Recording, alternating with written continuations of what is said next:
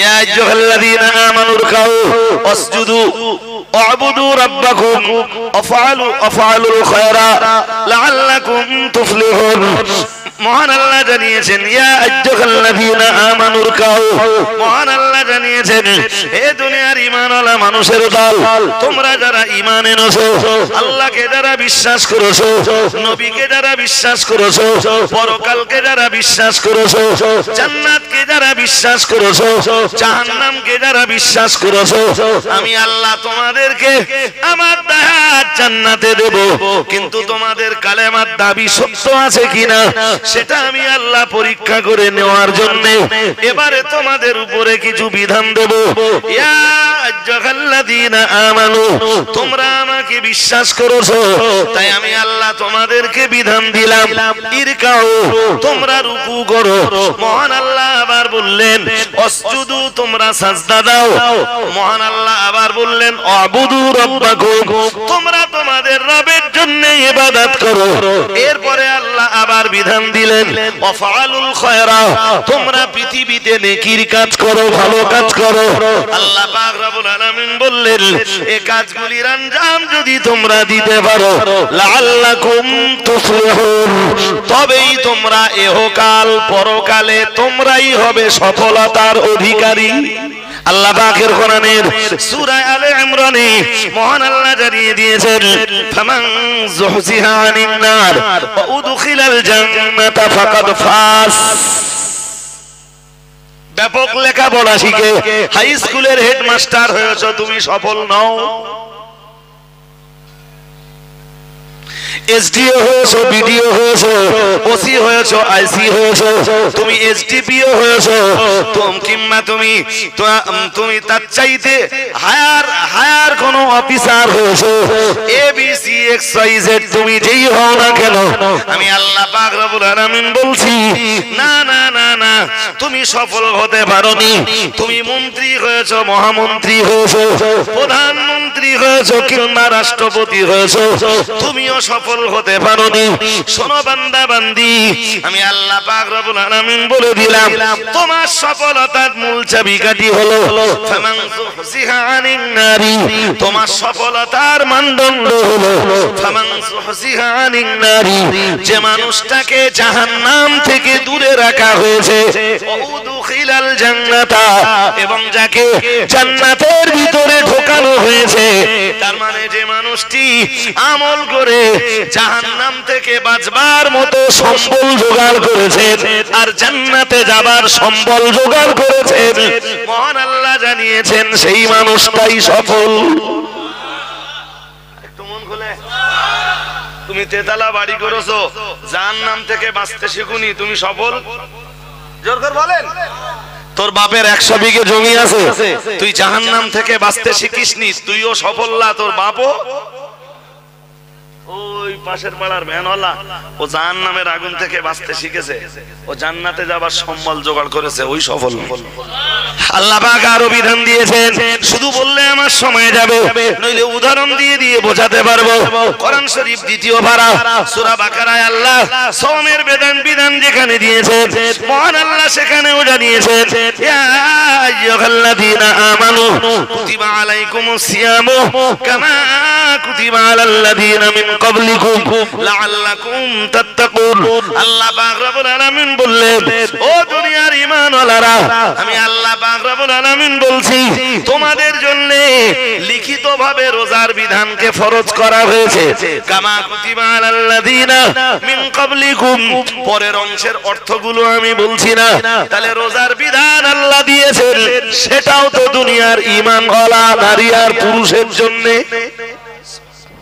এরপরে আল্লাহর কোরআন আবার বিধান দিয়েছে, মহান আল্লাহ আবার বিধান দিয়েছেন না না না না না, তুমি একা জাহান্নামের আগুন থেকে বাঁচলে চলবে না, আমি আল্লাহ পাক রব্বুল আলামিন বলছি ওয়া আহলিকুম নার, তোমার পরিবারের সদস্য যারা, এক কথায় তুমি যাদের গার্জিয়ান, তোমার আঙুল ঘোরানি যাদের উপরে চলে, তুমি যাদের উপর দুনিয়া আঙুল ঘোরাচ্ছ, তোমার অধীনস্থ যারা, তাদেরকে জাহান্নামের আগুন থেকে বাঁচাও। তোমার ছেলে, তোমার মেয়ে, তোমার স্ত্রী, এরা যারা আছে তোমার পরিবারভুক্ত, তোমার অধীনস্থ, এদেরকে তুমি জাহান্নামের আগুন থেকে বাঁচাও। হাদিস শরীফ বয়ান দিয়েছে প্যারা নবী মুহাম্মদুর রাসূলুল্লাহ সাল্লাল্লাহু আলাইহি ওয়াসাল্লাম, আল্লাহ পাকের নবী জানিয়ে দিয়েছেন, ও আমার সাহাবীরা মনে রাখো, আমি আল্লাহ পাকের রাসূল বলছি, আমি আল্লাহ পাকের হাবিব বলছি, কুল্লুকুম রাঈন ওয়া কুল্লুকুম মাসউলুন আন রাইয়াতিহি। প্রিয় নবী মুহাম্মদুর রাসূলুল্লাহ সাল্লাল্লাহু আলাইহি ওয়াসাল্লাম, আমার আল্লাহর নবী জানিয়ে দিয়েছেন, কুল্লুকুম রাঈন, তোমরা সকলেই এক একজন রাখাল। তুমি মাস্টার হলেও রাখাল, ডাক্তার হলেও রাখাল, মসজিদের ইমাম হলেও রাখাল, পীর সাহেব হলেও একজন রাখাল।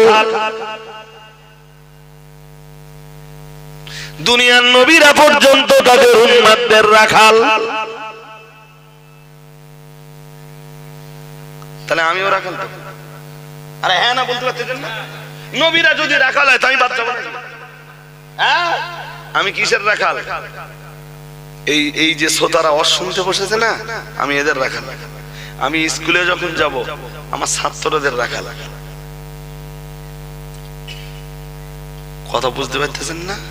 ভাড়া কোম্পানি যখন ভাড়া দেখতে যাবে, ও লেবারদের রাখাল, যারে তারে গাইল দিতে পারবে না। ও ওরা লেবার বলে মানুষ না? হ্যাঁ না বলে, লেবার মানুষ না? ভ্যানওয়ালারা মানুষ না? মুঠে মজদুররা মানুষ না?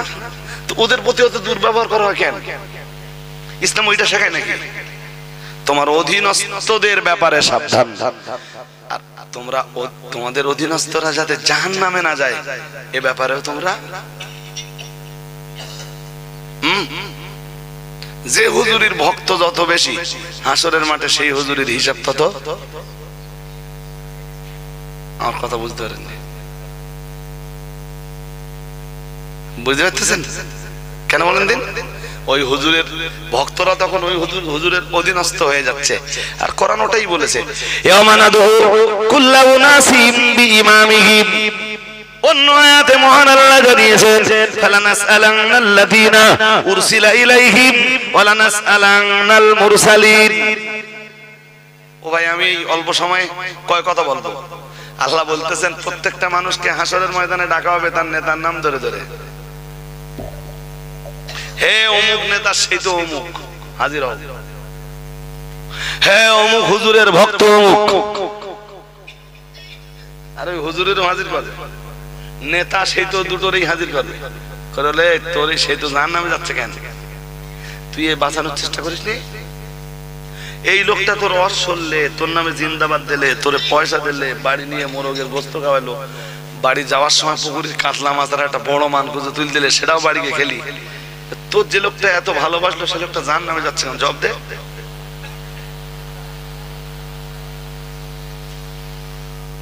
হ্যাঁ, এবার বুঝতে পেরেছে হুজুর আগে ধরা পড়বে। যাক, হুজুর ধরা পড়ে পড়ুক, আপনি যেন ধরা না পড়ে। না, ভুল হয়ে গেছে বলা আমার। যেই বলেছি হুজুর ধরা পড়ে যাবে, সেই বলতে হ্যাঁ হুজুর আগে ধরা পড়বে। হ্যাঁ, ওটা তো আমি বুঝতেই পেরেছি গো। আপনারা যেন ধরা না খান, হুজুরের চিন্তা আপনার করতে হবে না। এমনি দোয়া করুন, আল্লাহ হুজুরদেরকে হেফাজত করুন, বলুন আমিন। দোয়া করুন, মাগার হুজুরের চিন্তা আপনার করা লাগবে না। আপনার চিন্তাটা, বাংলা কথা কি বলে, নিজের চরকায় তেল দাও। ফুরফুরা শরীফের মেজলা হুজুর কেবলা বলতেন, নিজের পিঠ নিজে চুলকাও, নিজের পিঠ নিজে চুলকাও। এটা মেজলা হুজুর কেবলার কথা। আপনার লোকের পিঠ চুলকে দিতে হবে না গো, নিজের পিঠটা চুলকালেই হবে না।